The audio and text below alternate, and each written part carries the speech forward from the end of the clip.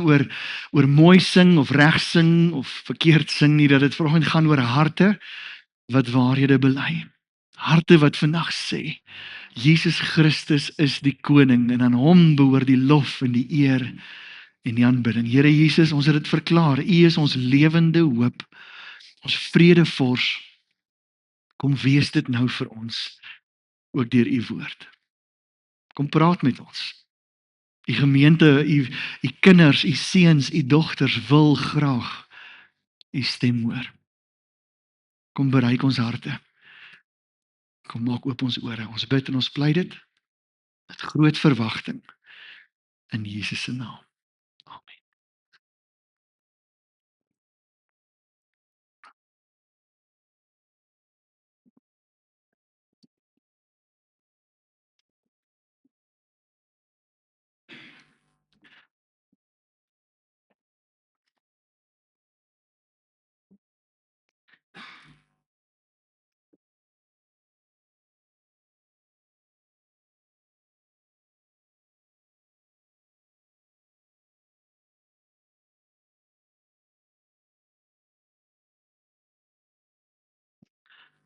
Daar is 'n ouderdomsbeperking, hoor. Ek sien so een of twee van julle volwassenes wou ook 'n inkleurpotjie gaan kry.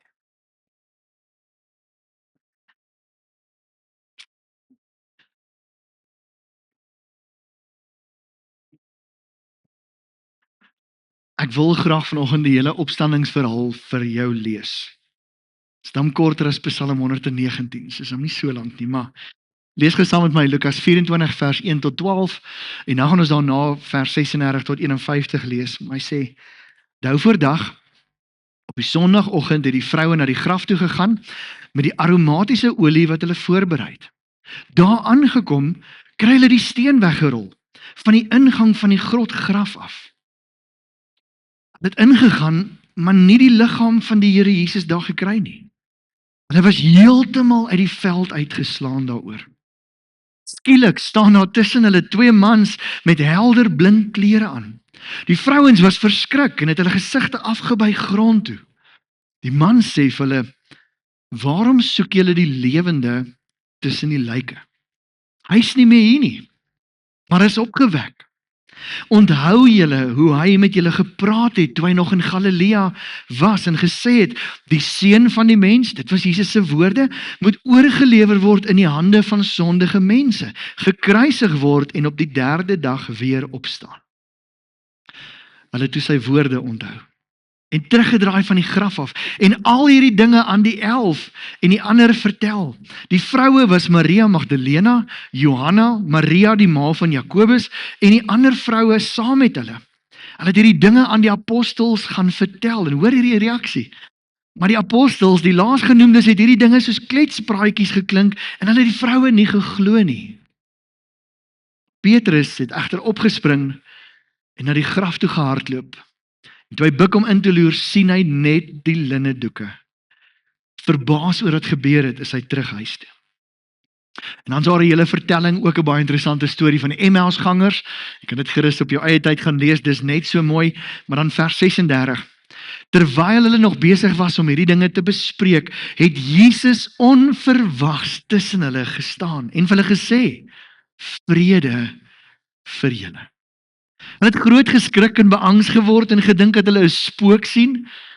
Hy sê toe vir hulle, waarom is julle so verward en waarom kom hierdie twyfelgedagtes in julle hart op? Kyk na my hande en my voete. Dis mos ek self, vat aan my en kyk, is spooke tog nie vleis en bene soos julle kan sien dat ek het nie? En terwyl hy dit sê, wys hy vir hulle sy hande en voete. Toe hulle vanweë blydskap en verbasing nie kon glo nie, sê hy vir hulle, het julle miskien iets te ete hier? Daarop gee hulle vir hom 'n stuk gebakte vis. Hy het dit geneem en in hulle teenwoordigheid geëet.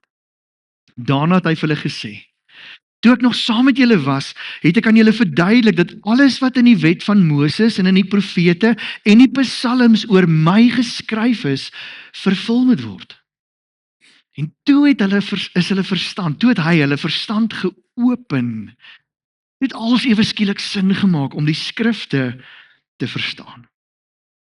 Daarop het hy gesê, So staan dit aangeteken, die Messias moet ly en op die 3de dag opstaan uit die dood.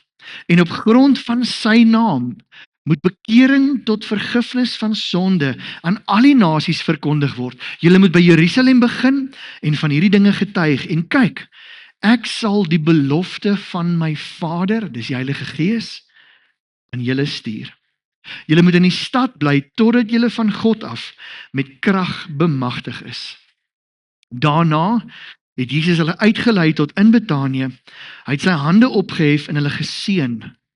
Terwyl hulle nog besig was om hulle te seën, het hy van hulle af weggegaan en is hy in die hemel opgeneem. Die dood is oorwin. En hier het 'n klomp mense dit eerstehands ervaar, dat die mag van God gewys is deur iemand wat dood was, uit die doodheid lewend te maak. En dit impliseer vir ons 'n klomp goed, dat alles wat Jesus op aarde gesê het, waar geword het. En dat alles wat Jesus gesê het, wat nog sal gebeur, waar sal word. Dit impliseer dat daar 'n ewigheid op ons is, dat ons nou kan glo in hierdie Jesus wat sê, al lewe al of al sterwe jy, wie in my glo, sal nooit sterwe nie. Hy sal vir altyd lewe. Want ek was die eerste, ek het opgestaan uit die doodheid.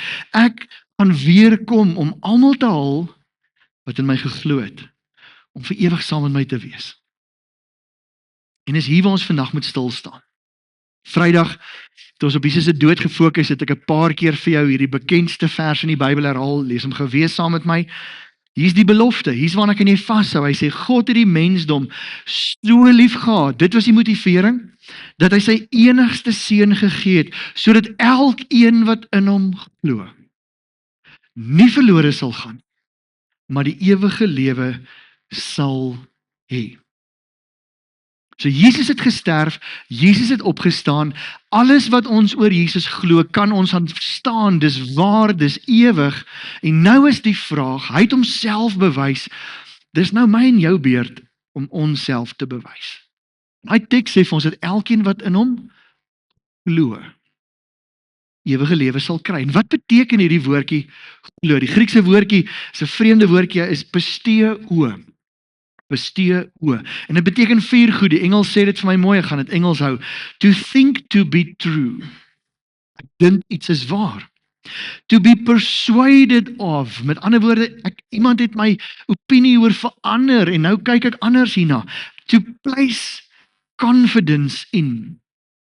So daar's iets van, ek is regtig, hierdie is ernstig en ek glo hierin, ek staan vas daarby, maar die confidence, wat is die Afrikaanse woordjie vir confidence? Vrymoedig klink nog steeds hierdie dieselfde, nee. Selfvertroue, maar dis in my en dis in hom. Confidence, julle het hom, nee. Maar selfvertroue dink ek is die naaste. En hoor hierdie 4de een, a deep conviction. Met ander woorde, 'n absolute oortuiging. Dis ingegraveer in my hart. Daar is nie twyfel nie, daar is nie so half op die kantlyn nie. Met ander woorde, dis nie, om te glo is nie lippetaal nie, dis 'n lewenskeuse, dis 'n totale daarop vasstaan, en ek bou my lewe hierop.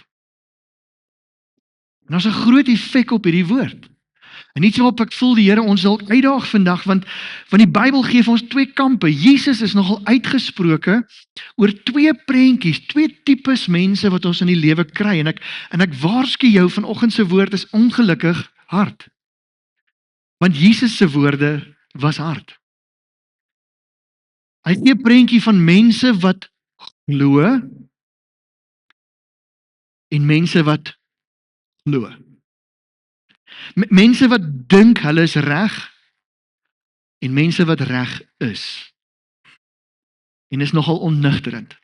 En hy gee die beeld om te sê, hierdie ouens wat dink dat hulle reg is, vir hulle gaan dit ontnigterend wees. Die mat gaan half onder hulle voete uitgeruk word, hulle gaan onkant gevang word, en dan gaan daar mense wees wat totaal en al sekerheid het, en wat reg is waar hulle moet wees.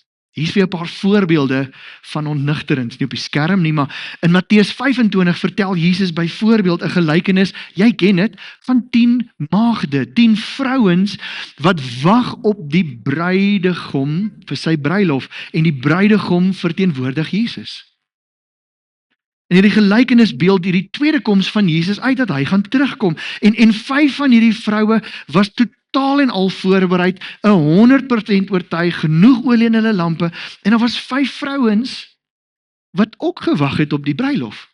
So dis nie totaal anders, het geen idee van Jesus nie, hulle was ook daar vir die bruilof, maar nie voorbereid nie. Nie voorbereid genoeg nie.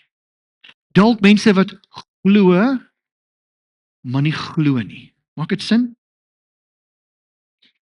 En uiteindelik gaan 5 die bruilof in, en 5 nie.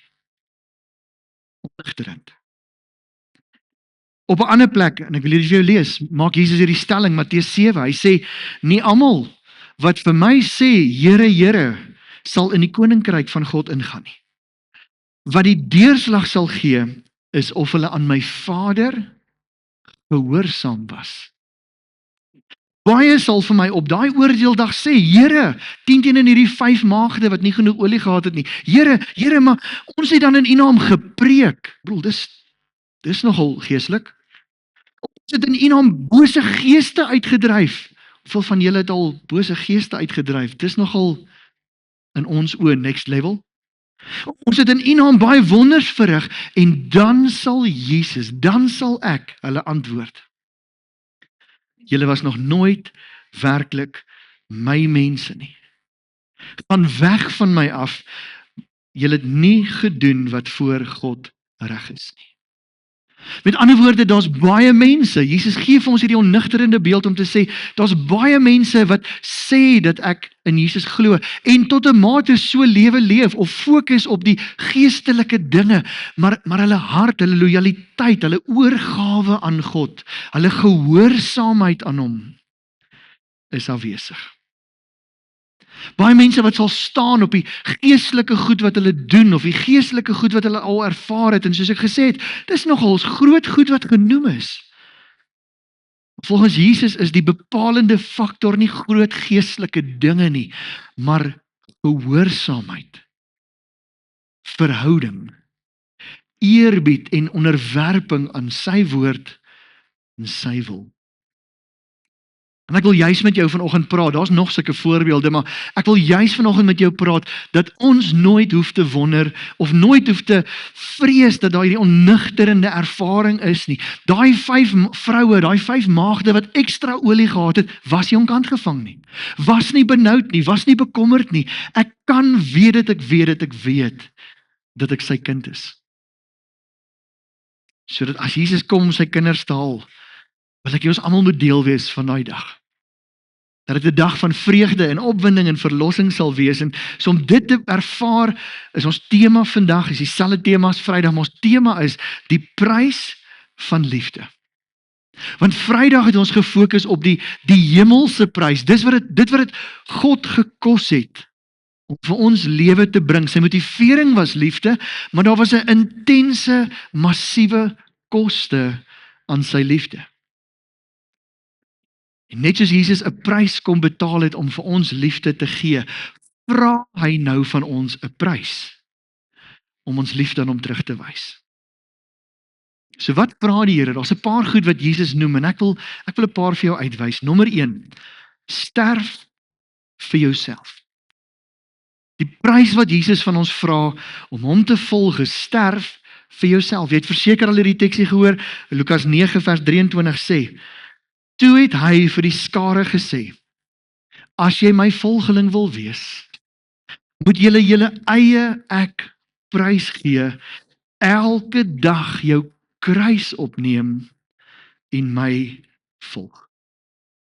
Met ander woorde, belangrikste bo alles is die prys gee van my eie wil, my eie lewe, my eie begeertes, my eie drome, my eie beheer. So om God se wil, God se versoeke, God se opdragte, God se wat ook al, bo my eie te plaas. Want die kruks, dit is die kruks van alles, vriende. Enige punt wat ek verder nou gaan noem, as jy nie sterf vir jouself nie, as ek myself nie onderwerp aan God nie, sal ek nie die res doen nie. Jesus sê, as jy my volgeling wil wees, soos ek na my eie dood toe geloop het, moet jy jou eie kruis opneem. Sterf vir jouself. Paulus maak hierdie stelling in Galasiërs 2 vers 19 en 20. Hy sê, deur die wet het ek die wet afgesterf. Gevolglik leef ek nou vir God. Hoekom? Hoor hierdie woordjies, want ek moes my eie kruis opneem, ek is saam met Christus gekruisig. Ek wil sy volgeling wees. Ek wil agter hom aanloop. So, vers 20, die eie ek, die my prioriteite, die my behoeftes, die my lewe, my drome, ek leef nie meer nie. Maar Christus leef in my. Die lewe wat ek nou, so dis nie 'n eendag nie, is nie later nie, die lewe wat ek nou op aarde leef ek, hoor die woordjie, deur die geloof. Die bestee oë, die deep conviction, die vaste oortuiging, die confidence, ek leef deur die geloof in die Seun van God.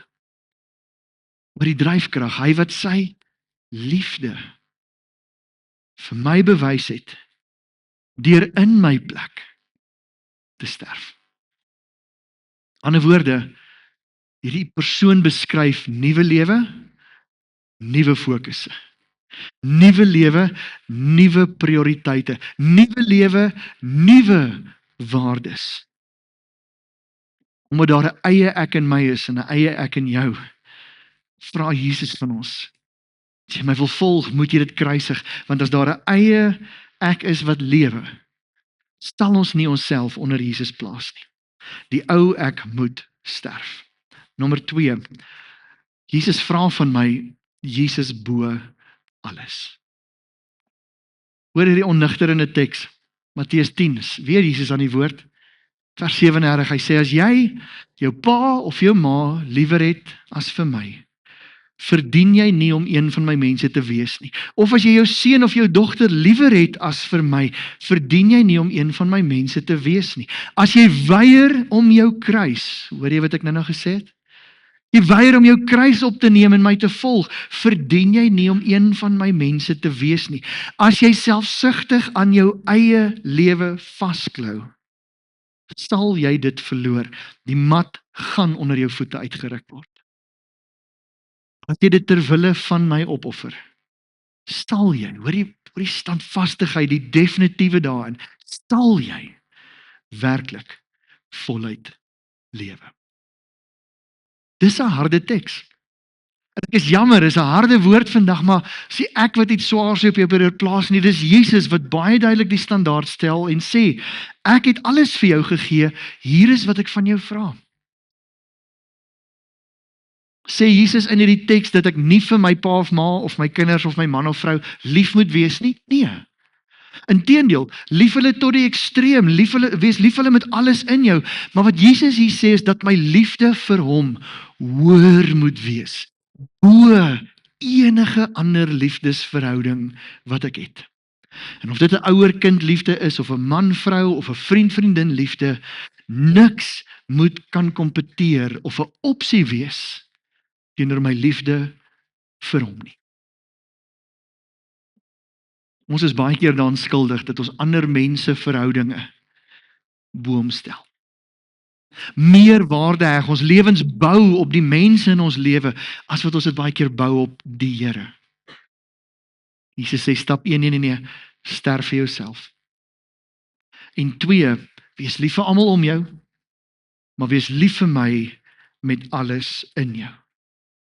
Is nie 'n nuwe beginsel nie, ek bedoel in die Ou Testament in Deuteronomium al, is nie op die skerm nie, maar praat God aan sy volk en hy sê, julle moet my lief hê met julle hele verstand, al jou krag, jou hele hart, en met jou hele siel, reilik hulle 'n bietjie om, maar al 4 is daar. In die Nuwe Testament kom iemand na Jesus toe en sê, wat is die grootste opdrag? En dan sê Jesus presies dieselfde. Hy sê, jy moet my lief hê met jou, die Here jou God lief hê met jou hele hart, met jou hele siel, met al jou krag en al jou verstand.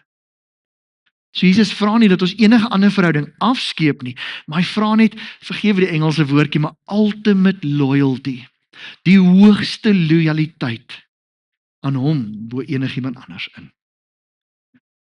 En dit sluit nie net my liefde vir mense in nie, dit sluit in my liefde vir my stokperdjies, liefde vir my werk, liefde vir my materiële goed. Jesus vra in kort, wees lief vir my bo alles. Jesus bo alles. Nommer 3, hier is nog iets wat ons nodig het om te hoor vandag, is laat staan jou sondes. Die ou ek is prysgegee. Die ou ek is agtergelos met nuwe prioriteite. Met ander woorde, die nuwe ek kan nie normaal voortleef nie. En tog, soos ons self evalueer, hoe vinnig trap ons weer in daai struik, om maar net te leef soos ons altyd geleef het. Om dinge wat vir die Here so verkeerd is, so vinnig weer aanvaarbaar te maak of reg te praat. Ons het 'n week gelede, laasweek Sondag, ook daaroor gepraat, oor hoe die wêreld ons kondisioneer. Kan julle onthou Daniel en sy 3 vriende, vinnig advertensiebreek, dat jy hom by die huisweke gaan kyk. Daniel en sy 3 vriende wat in Babel staan, hulle maak hierdie massiewe standbeeld en dan word aangekondig, buig voor hierdie beeld of jy sterf, jy val in 'n oond in. En almal val toe die musiek speel en 3 manne staan, hulle weier. En wat ek uitgewys het is, gaan lees jou Bybel en Jeremia wys dit ook in die verhaal van Daniel. Daar was meer as 4000 Jode wat uitgevoer is na Babylon toe. 4000 Jode wat die 10 gebooie ken en al die ander wette ken en weet daar's net een Here.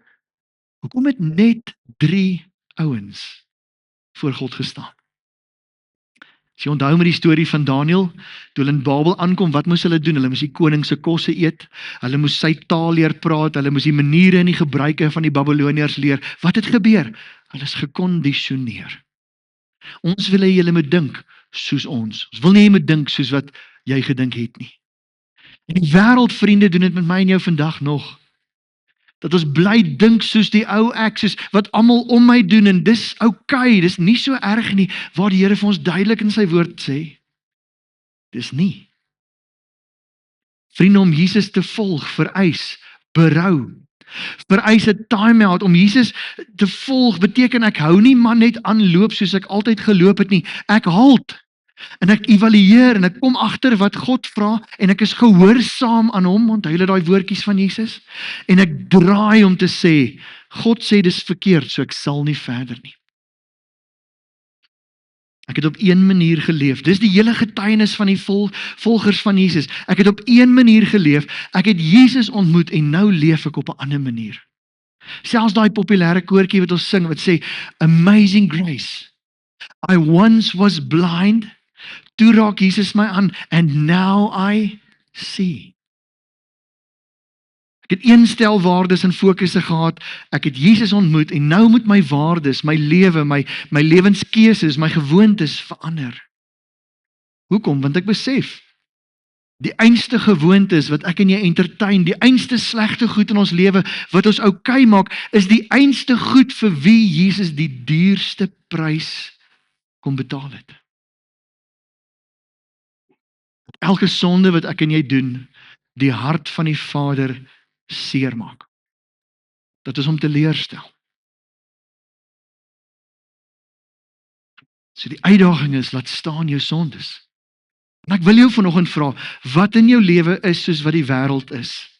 Wat in jou lewe is daar vanoggend wat jy eintlik diep hier binne weet, en die Heilige Gees praat dalk al lank met jou hier om te sê, los hierdie, dit verheerlik nie jou Vader nie, dis nie reg nie, hou op hiermee, en dat ek en jy 'n keuse moet maak en sê, ek trek 'n lyn.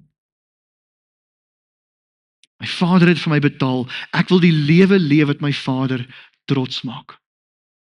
Hoeveel keer het Jesus nie ook, op 'n paar plekke het hy gesê, 'n boom word geken aan sy vrugte. Gesonde, goeie bome dra goeie vrugte, vrotbome, slegte bome dra vrot vrugte.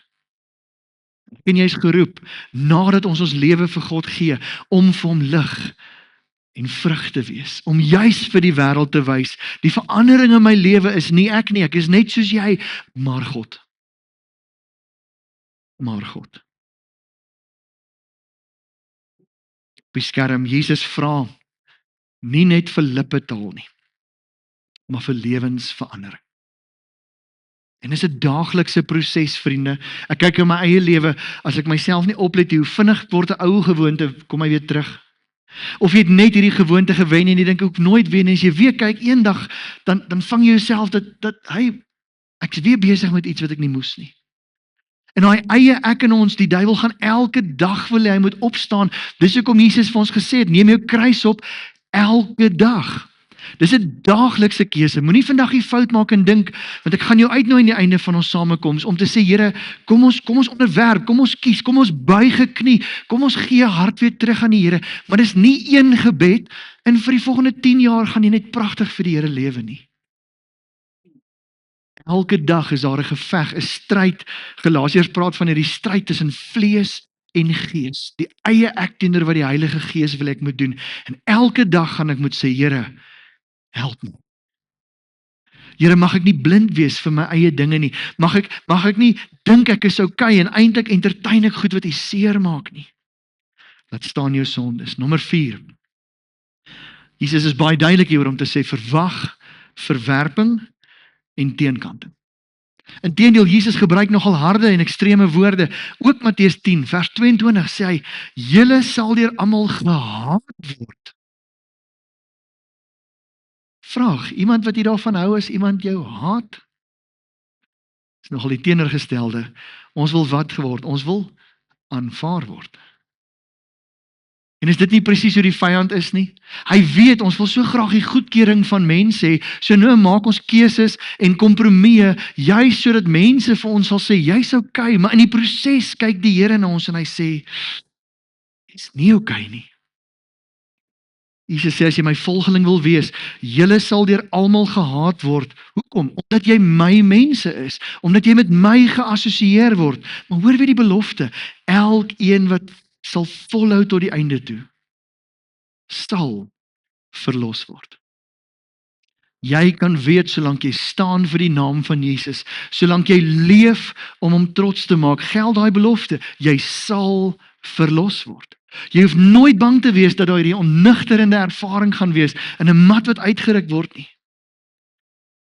Vriende, weet vandag, nie almal gaan saamstem met die lewenskeuses wat ons maak as ons Jesus kies nie. Inteendeel, die vyand gaan juis mense gebruik om ons waardes te probeer uitdaag, om ons kompromieë te laat aangaan, om ons weer te laat val in slegte gewoontes, daai peer pressure, daai groepsdruk. As jy Jesus wil volg, waarsku ons en sê jy gaan teen die stroom moet swem. Jy gaan jouself moet voorberei op kommentare, op iemand wat jou dalk selfs uitwerk. Jy gaan jouself moet voorberei dat iemand dalk by die werk jou onregverdig gaan hanteer. Hoekom? Want daar's lig in jou. Daar's ewige lewe in jou en daai lig bedreig hulle. Hulle weet, dit kla hulle eie lewens aan, maar baie mense, eerder as om te reageer op daai lig, probeer daai lig doodmaak. Daar's iets in hulle wat veg hierteen. Hulle wil die lig uitdoof en die uitdaging vir my en jou is, staan sterk. Berei jouself voor. Moenie jou waardes verander dat hulle jou weer aanvaar nie. Maak vrede, jy gaan nie perfekte justice op hierdie aarde ervaar nie. Is dit nie die foutjie wat ons altyd maak nie? Ons kyk na die omstandighede om ons en ons sê ons, maar dis nie fair nie. Sê ons dit? Dis nie fair nie. En Jesus het ons kom waarsku. Hy het vir ons gesê, hierdie gaan nie 'n fair wêreld wees nie. Jy kan weet dat jy unfair behandel word. Jesus is ook nie op die skerm nie, maar Jesus sê in Johannes 16, hy sê, in hierdie wêreld sal jy dit moeilik hê. Jy gaan onregverdig hanteer word, maar dan sê hy verder, maar hou moed. Ek, leeg graf, ek het die wêreld oorwin. Jou justice kom nog. Daar gaan 'n ewigheid wees, vriende, waar ons justice, fairness gaan ervaar, waar ons die beloning gaan kry vir ons aanhou. Ek moet myself voorberei nou, dat ek teenkanting en verwerping gaan ervaar. 1 Petrus 5, ons gaan dit nou lees, maar praat, is ook 'n bekende teks hier waar hy sê, die duiwel loop rond soos 'n brullende leeu, hy kyk wie hy kan verslind. Die duiwel is daarop uit om jou lewe te kompromieë te laat aangaan, en hoor wat is die uitdaging, vers 5 sê vir ons, 1 Petrus 5, hom, die vyand, moet julle teenstaan, deur standvastig in jou bestee oë, geloof te bly, your deep convictions. Hoor mooi, julle weet mos, so vind troos hierin, dis nie net jy nie, Dwars deur die wêreld verduur lede van God se gesin dieselfde soort lyding. Vriende, slegte omstandighede wys nie dat jy ver van die Here af is nie. Alle slegte omstandighede is nie noodwendig die Here wat vir jou kwaad is nie. Baie slegte omstandighede in ons lewe is die vyand wat ons aanval, juis om ons te probeer knak. Juis om ons op te hou kry om sterk te staan, maar dat ons sal ingee en ophou skyn. Ek moet weet dat daar aanvalle op my geloods gaan word as ek myself met Jesus assosieer. Verwag verwerping, verwag teenkanting. Nommer 5. Jesus verwag van ons 'n lewe bereid om op te offer. 'n Lewe bereid om op te offer. Ek dink die kerk, mense wat ander mense leer, dominees, sendelinge, wie ook al, gewone mense, ons is baie keer skuldig dat wanneer ons met iemand oor Jesus praat, dan maak ons dit amper so romanties. Kies Jesus, gee jou hartjie vir hom, kom leef in hom, hy maak alles beter, en ons niks fout in wat ons sê nie, maar ons waarsku nie voor die tyd en sê, jy moet weet daar's 'n prys, jy moet weet dit gaan jou iets kos nie. En hier is die hartseer, Jesus maak presies hierdie punt, lees dit gou saam met my. Hy sê in Lukas 14 vers 28 tot 32, hy sê, moenie eers begin met enigiets, moenie eers begin, voordat jy die koste bereken het nie. Ons doen dit elke dag. Jy stel 'n budget op, voor jy jou kind skool toe stuur, kyk jy na lewenskostes, voor jy op 'n vakansie gaan, kyk jy of jy dit kan bekostig. Okay, hy sê, want wie sal met die oprigting van 'n gebou begin, sonder om eers kwotasies te kry en te sien of daar genoeg geld is om die rekeninge te betaal. Anders kan jy dalk net die fondament voltooi, voordat die geld opraak, en dan sal almal mos vir jou lag. Vers 30, dan sal hulle sê, daai kerel het mooi begin bou, maar sy geld was op, nog lank voor hy klaar was. Of wat 'n koning sal ooit droom om oorlog toe te gaan, voordat hy saam met sy raadgewers gaan gesit en beplan het, of hy met sy 10.000 man sterk genoeg is, om die aankomende 20.000 soldate te voorsien. As hy nie kan nie, sal hy terwyl die vyand nog ver is, 'n afvaardiging stuur om vredesvoorstelle te maak. En hoor nou die onnigterende woorde. So kan niemand my disipel word sonder om alles vir my prys te gee nie. Wat sê Jesus vir ons in kort? Hy sê, as jy my wil volg, moet jy weet, daar's 'n prys. Dit gaan jou kos. En ons lewe in 'n tyd, ons grootste gevaar, ek sal dit nou vinnig noem ook, maar ons grootste gevaar is die woordjie gemak. Hoeveel keuses in ons lewens maak ons juis om ons lewe beter, makliker, geriefliker te maak. En daar's niks fout met dit nie. Maar Jesus sê vir ons, as jy my kies, moet jy besef, dit gaan jou kos. Jy gaan moet kies en sê, ek is bereid om op te offer. En Jesus mag jy dalk 'n paar goed vra. Dit is nie op die skerm nie, maar hy mag jou vra vir jou tyd. Dat jy dalk van jou tyd moet prys gee, jou dagboek, jou agenda, om tot sy diens te wees. Tyd om jou eie ek prys te gee, om dalk juis na iemand toe te gaan. Tyd waarin hy jou vra om iets vir hom gehoorsaam te doen, so om vir iemand te bid, of iemand op 'n manier te gaan help, of uit te reik na iemand toe. Maar dis jou tyd, en jy's besig, en jy het jou eie program, en jy's hastig. Jesus sê, gaan jou vra. Dit is my altyd mooi, en ek eer al ons vrywilligers vanoggend, as ek sommer dink aan ons musiekspan, ons tegniese ouens daar agter, mense wat by die deure gestaan het. Dit is dalk iets klein, maar het 'n halfuur of 'n uur of 'n uur en 'n half of 2 ure selfs vroeër gekom om tot diens van God te wees. Tyd wat hulle vir hulle self kon hê, tyd wat hulle by die huis saam kon ontbyt eet, tyd wat hulle kon gehad het om later te slaap. Maar Jesus gaan van ons almal ergens vra, gereeld vra. Ek wil jou gebruik, jou tyd. Nommer 2, ons gemak. Jesus te volg beteken dat jy soms jou gemak gaan moet prys gee. Want jy gaan jouself moet tweede stel. Jy gaan jou eie ek moet prys gee. Die Here gaan jou dalk in situasies wil sit waar jy 'n verskil wil maak. Anders dalk, die Here gaan jou in 'n plek van ongemak sit, sodat iemand anders daardeur bemoedig kan word. Dis 'n skrikwekkende teks, hy kom nou net by my op, so is nie daar nie, maar is dit 1 Korintiërs 1 vers 6 of 2 Korintiërs 1 vers 6 wat sê, in al ons swaar kry bemoedig die Here ons. Hoekom? Sodat wanneer ander deur swaar kry gaan, ons hulle kan bemoedig. Hoor wat sê daai teksie? Daai teksie sê God gaan soms swaar kry oor ons pad bring. Dis nie gemak nie. Dis nie gerieflik nie en is nie verkeerd nie. Dit kom van God af. Hoekom? Want my kind, ek wil jou sleg situasie gebruik. Ek wil jou geloof versterk. Ek wil jou dra sodat as jy deur dit is en iemand anders gaan deur dit, dat jy vir hulle kan sê, hou moed. God het my gehelp. God sal. Maar jy gaan jou gemak, jou eie ek moet opoffer. Nommer 3. Ons geld. Volgers van Jesus se geld behoort nie net aan hulle self nie. En soos my tyd en my gemak, gaan die Here my ergens vra om dalk van die geld wat ek vir myself het, te wend vir sy koninkryk. Om met 'n oop hand te leef, veral teenoor ander medegelowiges.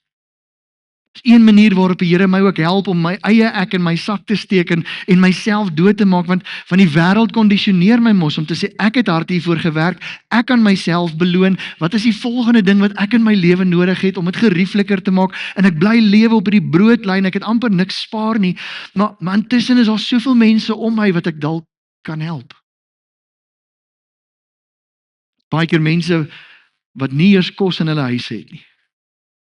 Kan ook ergens 100 of 200 rand of iets een kant toe sit en sê, ek gaan my eie luxury soms prys gee.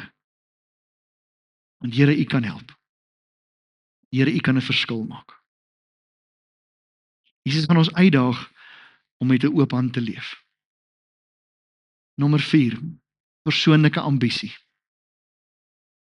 Vinnig leef ons nie met ons eie planne en ons eie drome en ons werk vir hierdie langtermyn ding of vir daai tipe ding nie. En ek wil vir jou sê, baie keer is die Here se plan vir iemand nie dieselfde as hulle eie planne nie. Ek het al vir julle vertel, so meeste van julle ken dit, maar my eie lewensstorie, ek wou nooit 'n dominee geword het nie. Ek wou gaan helikopters vlieg het in die lugmag, dit was my plan. En die Here het ingegryp en dit verander. En tog, ek het die keuse gehad, ek bedoel, hy het niks op my afforceer nie, ek kon sê nee, maar kyk ek vandag terug, dan sê ek, Here, my lewe was so verryk, en my lewe het 'n ver groter impak gemaak as bloot dit wat ek wou doen. En jy mag dalk planne hê, en dan sien jy die planne nie realiseer nie, en jy verstaan nie hoekom nie, miskien is hierdie die lig op die perspektief wat jy nodig het, om te sê, maar die Here is doelbewus besig om iets te stop, want dit is nie sy plan vir jou lewe nie. En is nie dat hy jou nie jou plan gun nie, sy plan is beter. Sy plan bewaar jou dalk, want jou plan, en jy weet nie wat in jou plan alles op jou wag nie, jou plan kan ook jou ondergrondgang beteken. Is dit nie die eindste Spreuke wat sê die Here, die mense het baie planne, maar die Here se plan is die beste nie. Die Here se plan sal uiteindelik geskied. Om Jesus te volg gaan my iets kos. Om Jesus te volg beteken ek gaan goed met prys gee. Miskien is dit net my tyd, miskien is dit soms my tyd en my geld, miskien is dit my tyd, my geld en my gemak en my droom. As dit is wat Jesus van my vra. En nou wil ek vanoggend net gou 'n bietjie met jou kop smokkel, ons is amper klaar. Maar is enige van hierdie punte, tyd, gemak, geld, persoonlike ambisie, is enige van hierdie punte onredelik dat die Here ons vra om dit op te offer? Ek bedoel tyd, wie gee vir ons tyd? Van wie af kom al ons tyd? Wie het vir jou my lewe? Wie gee vir my en jou ons lewe? Wie hou ons hartklop in stand? Dis God. Hy's geregtig om dit te vra. My gemak. Maar wie seën jou met al daai seëninge? Wie gee jou finansiële vermoë vir jou? Wie help jou om 'n gerieflike lewe op te stel? Jou talente, jou stokperdjies. Dis God. Hy's geregtig op inbraak te maak daar. Hy het sy gemak prys gegee vir jou. Hy het homself van 'n godheid af ontneem om 'n mens te word en gekruisig te word. Dis nogal vir my die definisie, die ultimate van gemak opoffer. Vriende, Jesus gaan nie van ons iets vra wat hy nie self gedoen het nie. Geld. Ja, maar wow. Ek het self vir my geld gewerk. Ek het hard gewerk. Nee. En wie het vir die werk gegee? Wie het vir jou die vermoë gegee om daai werk te kan doen? Wie het vir jou die aanleg gegee? Wie het daai geleentheid oopgemaak dat jy hierdie werk kon kry? Hy's geregtig, vriende, om ons van ons geld te vra. Selfs met ons persoonlike ambisie. En ek wil weer dit net beklemtoon vandag, dat ons kan ook fokus op die prys wat Jesus van ons vra, en dis swaar, maar vriende, kan ons vandag insien, dat die prys wat hy van ons vra tot ons voordeel is. Dat die prys wat hy van ons vra, ons lewens gaan verryk. As die Here inmeng met ons planne, is dit tot ons voordeel. Weet jy wat jy hartseer in Jesus se tyd? Toe hy 'n klomp van hierdie goed sê, was daar baie mense wat hom gevolg het. Ons sien altyd hierdie prentjie van Jesus en sy 12 disippels. Maar op 'n tyd meer as 120 mense die hele tyd hom gevolg, disippels. En op 'n tyd praat Jesus so dat meeste van daai mense wat al die wonderwerke gesien het en 'n klomp goed ervaar het, dat daai mense sê, hierdie is te swaar, time out. En die Bybel sê, hulle teruggegaan na hulle huise toe, na hulle ou lewe toe. En ek besef, daar's mense wat hier vanoggend sit en dit hoor en sê, this is not what I signed up for. Ek het nie besef nie, ja, dit was een of ander dominee of oom of tannie by die sonnaarskool, en ek moes net my hartjie vir Jesus gee, maar ek het nie geweet, dis wat dit my gaan kos nie. Ongelukkig toe hierdie mense hulle rug op Jesus draai, verlaag Jesus nie sy standaarde, en dit gaan nie vir hom voor followers of likes of weet soos TikTok en Facebook deesdae nie. Hy draai na sy ander disippels toe, hy sê, en julle? Wil julle nie ook huis toe gaan nie? My standaard is my standaard. My waarheid is my waarheid. En dan antwoord sy disippels hom. Ek hoop dis jou antwoord vandag om te sê, my Here, U is die lewe. Hoekom sal ons weg wil gaan van U af? Maak nie saak hoe swaar enigiets is nie. Dit wat ons by U kom ervaar het, kan niks in die lewe ons bied nie. Jesus se disippels het dit begryp. As jy dalk stoei met hierdie woord vanoggend, en ek besef, dis nie maklik om hierdie te hoor nie. Vra jouself die vraag af, is die alternatief, is die opsie om weg te stap beter? Is daar vir my voordeel in om vandag se woord te verwerp, of om nie die eie ek te kruisig nie, en te besluit, my lewe, it's my life, it's how I want it, I'll do it my way. Miskien vandag, miskien môre in jou gemak, maar oor die langtermyn. Ek bedoel, daar's baie mense wat vandag leef, wat alles het, wat die gerief het, wat al die materiële besittings het, en hulle lewens is stikkend, hulle lewe is leeg, daar's geen vreugde, geen vrede nie, geen satisfaction nie. Die wêreld kan nie bied wat God gee nie.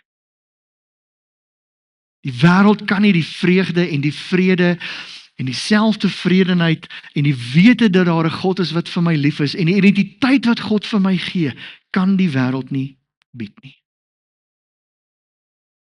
Is dit die moeite werd? Wil jy daai kans vat om vanoggend te sê, ek wil nie die prys betaal nie. Ek bedoel, dis net wat ons hier praat, maar wil jy regtig die ewige lewe in gevaar stel? Wil jy dit opweeg? Sê ek's nie bereid nie.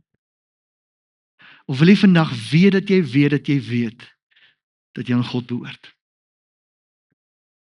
En daar's 'n paar tekste wat dit vir ons bevestig, wat vir ons sê, as jy glo in die naam van die Seun van God, onthou nou glo, pisteo, is my deep conviction, kan jy weet dat jy die ewige lewe het.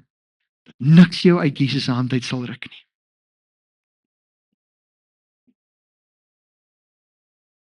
Ons fokus vandag op die prys. Of vir 'n oomblik.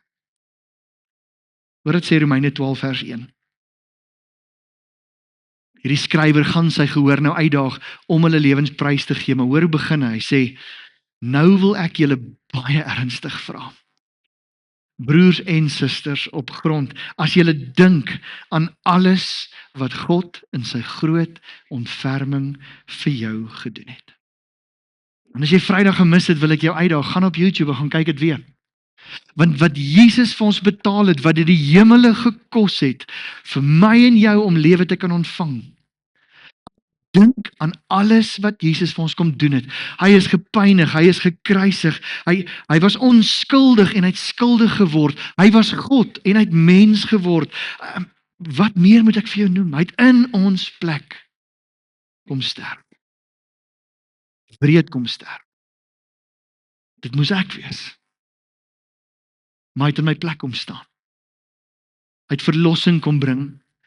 En hy het nie net al die sleg kom wegvat nie, hy het ons lewens kom verryk. Hy het vir ons 'n nuwe naam gegee, 'n nuwe identiteit, kind van God, verlos, vrygespreek, dat ons nooit weer skuld en skaamte hoef te ervaar nie, vergifnis. Hy het ons kom uitkies, hy het ons lewens kom verander. Hy het 'n pa vir ons kom word en ek kan aan en aan en aan gaan. As jy dink aan alles wat Jesus in sy groot barmhartigheid verdoen het. Hier is die koste vandag. Lees dit saam met my. Gee dan jouself aan hom as 'n lewende en heilige offer. Dit is hierdie soort offer waarvan hy hou. Dis nie lippetaal nie. Nie mense wat net liedjies vir hom sing nie. Dis nie net geestelike aktiwiteite nie. Dis mense wat hulle self tot sy beskikking stel. Dis die soort offer waarvan hy hou. En hoor mooi, wat jou diens aan God werklik sinvol maak. Ek wil vanoggend dit beklemtoon en sê dit wat Jesus ons bied is 'n geskenk en dis verniet. Dit is nie 'n geskenk wat hy op ons afforceer nie. Met ander woorde, die ontvang van daai geskenk, die uitnodiging is opsioneel. Jesus sê ek het God het die wêreld so lief sodat elkeen wat glo, elkeen wat wil, elkeen wat kies, lewe kan ontvang. Ek moet vandag besef saam met daai prys wat Jesus kom betaal het, is daar 'n prys wat ek betaal. Wat ek moet tweede stel as ek hom wil volg. Vriende, wil ons die ewige lewe ten volheid geniet, wil ons God se teenwoordigheid en sy krag en al sy beloftes ten volle in ons lewe hê, dan moet ek bereid wees om ten volle die prys te betaal. Ek kan nie een voet in die wêreld staan en een voet in God nie. Ek kan nie my brood aan albei kante gebotter wil hê nie. Dis of ek wat leef en Jesus is dood, of dis Jesus wat leef en ek is dood. Jesus se volgers en sy familie het Jesus fisies sien sterf. Hulle het fisies elke hou, elke stuk pyn, elke klank, alles gehoor, iets wat ek jou waarborg, hulle tot op hulle sterfdag nooit sou vergeet nie. Maar weet jy wat sal hulle ook nooit vergeet nie? Hulle sou nooit in hulle lewe daai leë graf vergeet nie. Hier het 'n man gelê wat ons sien sterf het. Ons het gesien hoe hulle hom in doeke toedraai. Ons het gesien hoe hulle 'n graf toemaak, seël, hoe hierdie fariseërs uit hulle pad uit gegaan het dat niemand iets hier kan gebeur nie. En hier is 'n leë graf. Ons sal tot die dag wat ons sterf nie vergeet hoe ons sommer saam gesels het in paniek en nie geweet het wat aangaan nie. En hier staan Jesus in ons midde. Ons sal nooit vergeet hoe ons nog met Jesus gestaan en praat het en hoor hoe hy 'n seën oor ons afbid en in die wolke wegraak nie. En dit het gemaak dat geen prys vir hulle te groot was om te betaal nie. As jy die geskiedenis gaan lees, meeste van Jesus se disippels het brutaal gesterf. Hulle het offers van hulle eie geword. Hulle het gesê ek's bereid, jy kan my so seer maak soos jy wil, maar ek kan nie ontken wat ek gesien het en ervaar het nie. Ek kan nie ontken wie ek gekies het nie. Ek het verklaar, hy is die lewe. Wat glo jy vanoggend? En is dit wat jy glo vanoggend, daai geloof soos wat die Bybel ken, is dit daai deep conviction, lewensverandering, of is dit lippetaal? Ek dink meeste van julle wat vandag hier sit, is dalk iemand wat nog nie geglo het nie. Ons het al klaar gekies. Ons het klaar ons harte vir Jesus gegee. Ons het dalk al herhaaldelik in ons lewe onsself reeds weer terug toegewy en gesê, Here, soos 'n skaap het ek al klaar weer van die pad af. Here, ek is jammer, ek kom terug.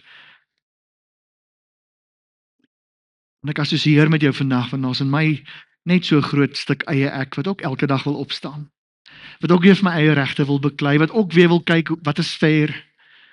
En ek wil jou vanoggend uitdaag, kan ons opnuut weer afwy, toewy in die Here en sê, Here, ek onthou wat U in die barmhartigheid gedoen het. Ek gee myself as 'n offer. En ek wil vir jou ruimte skep. Ons gaan so die begin van 'n liedjie net luister en jy is welkom om die volle liedjie later te gaan soek of weer te luister. Ons kan selfs die moeite dalk maak via hulle om dit sommer op die groep te sit na die tyd, maar ek dink die woorde vat dit so mooi saam as hy net sê my all, living sacrifice, presies dit wat ons nou gelees het. En ek wil jou uitnooi in hierdie volgende minuut, 2 minute, 3 minute, ons gaan aanhou om net sommer musiek te skep. Kom ons gee onsself net terug, kom ons wy onsself toe, kom ons klim weer van ons eie trone af en net sê Here, die eie ek slaan hom net weer vandag vas. En ek wil jou herinner, jy gaan dit môre weer moet doen, en volgende week weer moet doen, en oor 2 weke weer moet doen. Maar kan ons dit heel hartig doen? Sit gou maar daai 5 punte weer op asseblief. Wat vra Jesus van ons? Hy vra van ons in sy kruisig jouself. Plaas my eerste. Hou daai 5 punte dalk net so op die skerm. As die liedjie klaar is, bring dit sommer terug. So enige ding wat jou hart vandag raak om net te sê, Here, daar's dalk 'n sonde wat jy vanoggend moet bely. Daar's iets wat jy weet, jy entertain dit nog die hele tyd en jy weet dit is nie reg nie. Trek lyne vandag. Miskien is daar iets wat in jou lewe al kompromie aangegaan het dat jy sê, maar ek gaan begin opstaan of ek nou shots vat of nie. Maar Here, hier is 'n lewe bereid om op te offer. Dis nou net tyd vir jou saam met die Here. Laat die woorde jou raak, maar laat dit oorgaan in persoonlike gebede. En dan sluit ek vir ons af.